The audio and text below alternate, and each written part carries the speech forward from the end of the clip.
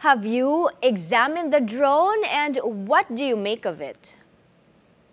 Not me personally, but it's now with the Philippine Navy, it's now with the AFP, and there will be a procedure to do some checks, some tests, to do some forensics, to be able to know the origin, yung mga naka-stored messages, if ever there are stored messages in it, to be able to give us more information on that drone. So it's the Philippine Navy that's the primary body investigating this? Yes, meron naman tayong modest capability to do some forensics on this. So it's the Navy and the AFP as a whole.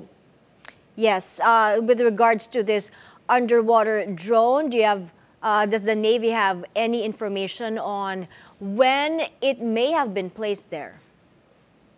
No, that's it's quite broad kasi usually this time of the year, ito yung mga time na may mga nawawash ashore na ganitong drones at baka typhoon season, masama ang panahon, malakas yung alon, malakas ang kuryente. So if we look at it in the past, ganitong panahon, maraming mga reports na mga underwater drones or even surface drones na nakikita ating mga fishermen. So we could only surmise kung more or less kailan talaga ito nabitawan. Eh, mukhang intact pa naman siya. So we could say that probably in a month, 1 month or 2 months, yung ganun lang kalapit na duration.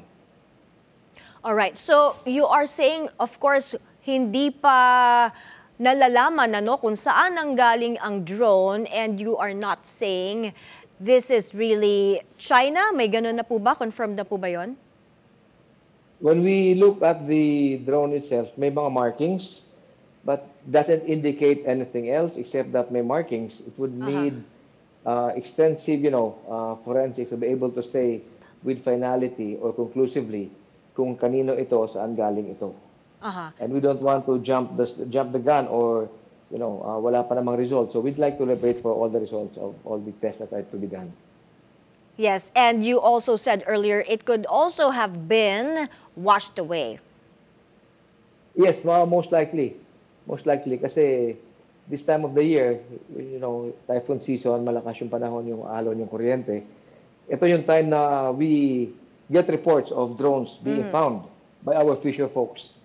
And not only from other countries, but even from our treaty ally, the US, may mga times during balikatan exercises na nawawalan sila, napuputol yung towing line or lose control. And this would come up after a few months in some other shores, mapapadpad siya doon. So we could not say it conclusively kung kanino ito, saan galing ito, and all those other questions. So the Navy is on top of this investigation, but would you know if the Chinese government has been contacted regarding this? That's beyond me, and I'm not sure about higher headquarters. But from our side, we're just doing what the procedure states. Pag may nakitang ganon, we take cognizance of it and we give it to the appropriate unit in the Navy and the AFP for the appropriate action to be done. Sir, does the Navy have a technical capability in detecting underwater drones? When we say detecting submerged objects or contacts, I would say we have modest capability. But itong drone na ito, this is quite small. And pagdating mo sa kalawakan ng karagatan, this is quite, it's like looking for a needle in a haystack unless we get the exact report, the exact location, and that will narrow down our search. Right.